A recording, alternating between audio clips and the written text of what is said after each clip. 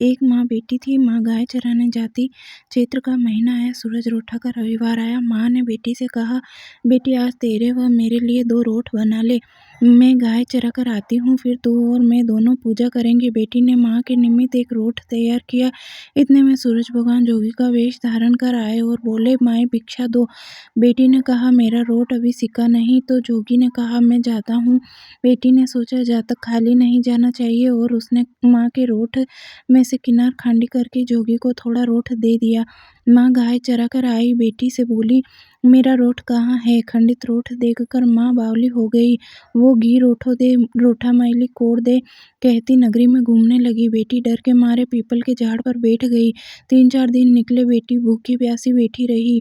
सूरज भगवान को उस पर दया आई। सूरज भगवान ने उसके लिए पानी का लोटा व चूरमा भेज दिया। एक दिन एक राजा का कंवर शिकार करके आया और उसी पीपल की ठंडी छाया में बैठा और बोला, कितना अच्छा होता है कि पीने को थोड़ा पानी मिल जाता। ऐसा सुनते ही लड़की ने थोड़ा पानी डाला। फिर राजा के कंवर ने कहा, मुझे बहुत भूख लगी है, कोई खाने को दे तो अच्छा होगा। तो लड़की ने ऊपर से चूरमा डाला। कंवर की भूख प्यास मिट गई। वो विचार करने लगा कि यहाँ कोई है। ये सोचकर राजा ने अपने सिपाहियों को पीपल के पेड़ पर खोज करने के लिए भेजा। उन्होंने सब जगह देखा, उन्हें कुछ नहीं मिला। तो राजा का कंवर खुद ऊपर चढ़ा और ढूंढा तो वो लड़की मिली। राजकुंवर ने कहा, तू कौन है? तब लड़की ने अपनी कहानी सुनाई।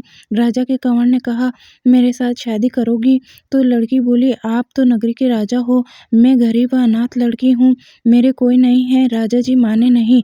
गाजे बाजे के साथ उस कन्या से पीपल के नीचे ब्याह कर घर गए। बहुत दिन बीत गए।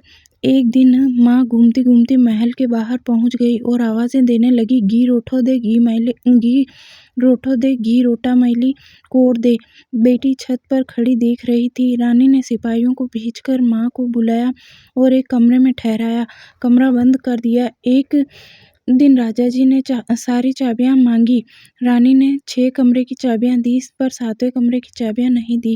राजा ने जिद करके 7वें कमरे की चाबी लाकर 7वां कमरा खोला तो आगे सोने की शिला देखी। राजा ने रानी से पूछा, ये क्या है? रानी ने कहा, ये मेरे पीहर की भेंट है। राजा बोले, हमको आपका पीहर देखना है। रानी ने कहा, मेरे पीहर नहीं है, आप तो मुझे पीपल के पेड़ के नीचे से ब्याह कर लाए थे।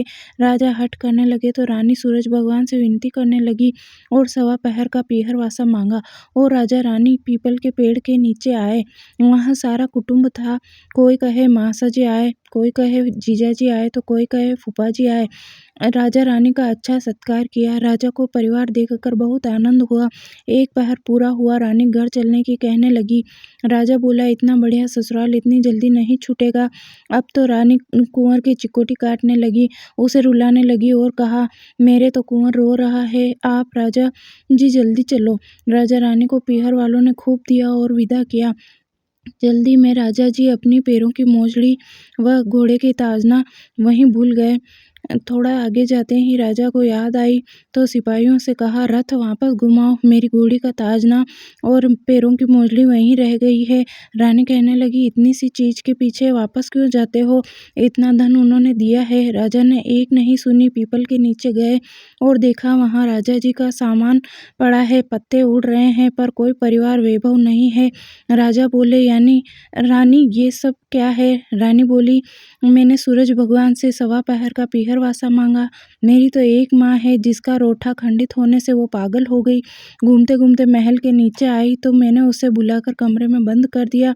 उसकी सोने की शिला हो गई। इतना सुनते ही राजा ने नगर में ढिंढोरा पिटवाया कि चैत्र के किसी भी रविवार को पीहर वासे के लिए सूरज जी का व्रत करना चाहिए।